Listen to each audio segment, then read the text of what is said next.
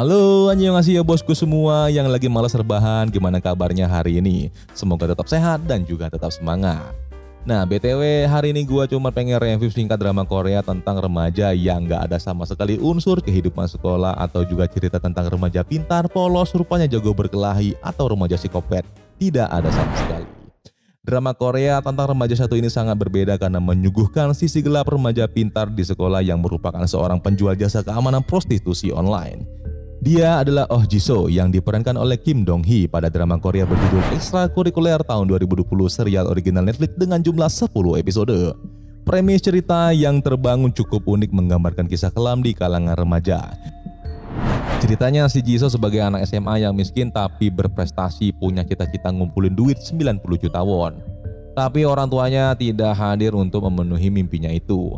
Sebenarnya emang normal aja sih bagi Jisoo yang pengen hidup serba nyaman, meraih peringkat pertama kuliah di Sky dan punya keluarga. Lalu itu semua harus diraihnya dan untuk mencapainya ia pun sampai ikut bimbingan les seharga 2 juta won. Padahal basis ekonominya tidak bisa memenuhi itu. Karena hidupnya yang miskin, Oh Jisoo menjual jasa keamanan untuk para PSK yang merupakan para adik-adik manis di SMA-nya. Di tangan bocah SMA itu rantai transaksi yang besar, cepat dan aman berhasil diciptakan. Jumlah PSK yang menggunakan jasa Jisoo tidak begitu banyak, sekitar 5 orang adik-adik manis termasuk teman-temannya di sekolah. Nah, para PSK tidak tahu identitas asli Oh Jisoo dan memanggilnya hanya dengan sebutan paman. Aksi Jisoo berjualan jasa keamanan hanya menggunakan satu buah ponsel. Jisoo juga dibantu oleh Lee yang diperankan oleh Choi Min So yang bertugas sebagai bodyguard. Sebenarnya nggak cuma tentang prostitusi aja, ada beberapa hal lain yang bermakna dari film ini seperti tentang bully yang dilakukan oleh preman sekolah bernama Kwak Ki-tae. Dia punya pacar yang seorang PSK kliennya Jisoo yang bernama Min Hee. Nah, karena kerahasiaannya dari bisnisnya Jisoo ini memancing perhatian siswi bernama Kyuri yang satu ekskul dengannya. Kyuri adalah anak yang cerdas dan punya rasa ingin tahu tinggi. Masalah muncul ketika handphone Jisoo yang berisikan aplikasi khusus transaksi hilang tanpa jejak yang ternyata ada sama si Kyuri. Akhirnya si Kyuri minta gabung ke bisnisnya Jisoo. Setelah Kyuri bergabung, masalah demi masalah pun timbul. Dari uang yang dikumpulkan oleh Jisoo dicuri oleh bapak kandungnya sendiri, para klien yang meminta putus kerjasama, hingga akhirnya dia berurusan dengan mafia yang membuatnya hampir kehilangan nyawanya.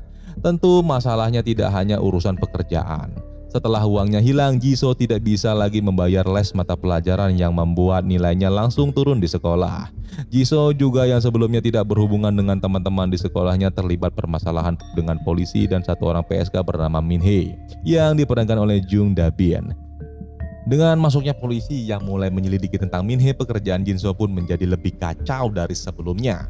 Dia tidak bisa lagi mendapatkan keuntungan dari jasa pekerjaannya. Pelajaran di sekolahnya pun jadi runyam kayak hidup kamu.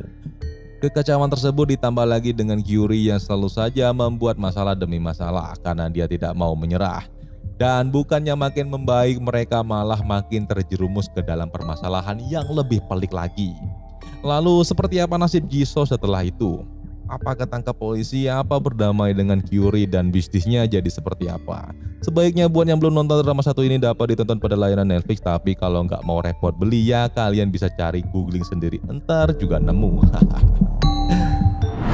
Bang, kesimpulannya apa? Nah, kesimpulannya ya, dengan alur yang cepat dan teratur, drama Korea ini berhasil memberikan kejutan di setiap episode yang bikin kalian bakal ketagihan nontonnya. Awal episode kelihatan cukup tenang sampai akhirnya mencetus konflik dan mencapai klimaks. Untuk pengembangan karakter juga cukup baik, semuanya diawali dengan tenang dan mengalir. Drama ini banyak sekali unsur krimnya namun juga mengarah pada sisi sosial dan psikologis mental seorang remaja yang terbebani oleh hidupnya tanpa kasih sayang orang tua. Contohnya gini aja nih, ada yang miskin kayak Jisoo tapi keinginan suksesnya tinggi dan dia harus bekerja kotor. Ada juga yang kaya raya kayak si Min Hee namun karena pacarnya populer dan materialistis sehingga dia harus menjadi PSK untuk memenuhi keinginan pacarnya kayak lagu Doraemon, aku ingin begini, aku ingin begitu. Lalu sedangkan si Kyuri dari keluarga yang kaya raya juga dan terpandang namun kena tekanan batin. Karena harus ngikutin semua keinginan orang tuanya kayak lagu Doraemon juga yang ingin begini, ingin begitu. Nah, untuk di endingnya sangat membuka peluang drama ini akan muncul season keduanya. Ya, istilahnya di ending itu ada question ending. By the way, ini alasan pribadi saya aja ya. Karena setelah nonton 2 episode saya lanjut terus sampai nggak tidur bikin mata saya kayak panda. Menurut kalian yang sudah nonton gimana nih? Silahkan komentar ya.